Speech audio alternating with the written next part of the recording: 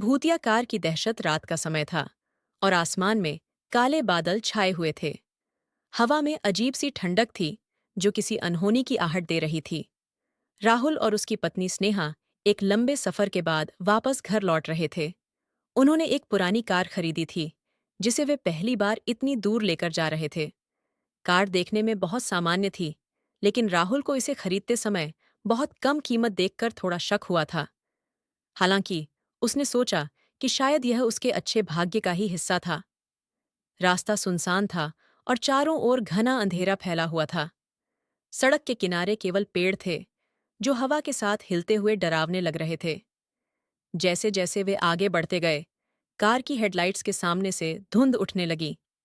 अचानक कार का इंजन अजीब तरह से गुर्राने लगा और कुछ ही देर बाद बंद हो गया। राहुल ने कार को दोबारा स्टार्ट करने की कोशिश की, लेकिन इंजन ने कोई प्रतिक्रिया नहीं दी। वह कार से बाहर निकला और बोनट खोलकर देखने लगा, लेकिन कुछ भी समझ नहीं आया। अचानक स्नेहा ने देखा कि कार की पिछली सीट पर कोई बैठा हुआ था। उसकी सांसें थम गईं और शरीर में ठंडक दौड़ गई। उसने राहुल को आवाज दी, राहुल, पीछे देखो। राहुल ने जब मुड़कर देखा तो कार की पिछली सीट पर एक धुंधली आकृति दिखाई दी। वह आकृति किसी इंसान की तरह दिख रही थी, लेकिन उसका चेहरा साफ नहीं दिख रहा था। राहुल को समझ नहीं आया कि यह आकृति कौन है और कब आई। उसने हिम्मत जुटाकर पूछा, कौन हो तुम? आकृति ने धीरे धीरे अपना सिर उठाया और धीरे से कहा, यह मेरी कार है। राहुल और स्नेहा दोनों भयभीत हो गए। अचानक से कार की लाइट्स अपने आप जलने बुझने लगीं और अंदर बैठी आकृति धीरे धीरे स्पष्ट होने लगी। वह एक महिला थी जिसका चेहरा बेहद डरावना और आंखें गहरी काली थीं। उसके चेहरे पर एक भयानक मुस्कान थी। स्नेहा ने चिल्लाते हुए राहुल का हाथ पकड़ा और कहा, हमें यहां से भागना होगा।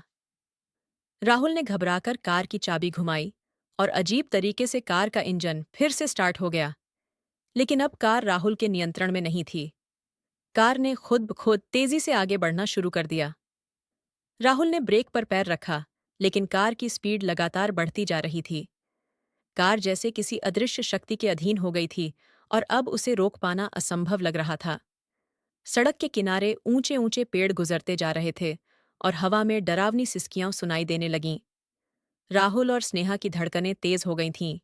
तभी अचानक कार ने खुद से एक मोड़ लिया और सुनसान जंगल के अंदर घुस गई।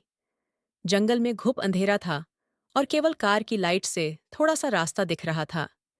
कार एक बड़े खंडहर जैसे घर के सामने जाकर रुक गई। राहुल और स्नेहा को समझ नहीं आ रहा था कि अब क्या करें। वे दोनों कार से बाहर निकले और तभी कार का इंजन अपने आप बंद हो गया। चारों ओर भयानक सन्नाटा था और हवा में अजीब सी गंध फैली हुई थी। वे दोनों डरते डरते उस खंडहर की ओर बढ़े। जैसे ही उन्होंने दरवाजा खोला, अंदर का दृश्य देखकर उनकी चीख निकल गई।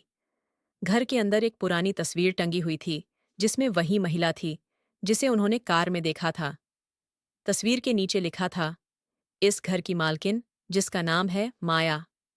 स्नेहा ने राहुल से कहा, ये वही औरत है, इसे हमने कार में देखा था। तभी घर के अंदर अचानक दरवाजे और खिड़कियां जोर से बंद हो गईं। एक ठंडी हवा का झोंका आया और घर की दीवारों से अजीब आवाजें आने लगीं, जैसे कोई धीरे धीरे रो रहा हो। राहुल और स्नेहा अब पूरी तरह से डर गए थे। वे दरवाजे की ओर दौड़े, लेकिन दरवाजा जाम हो चुका था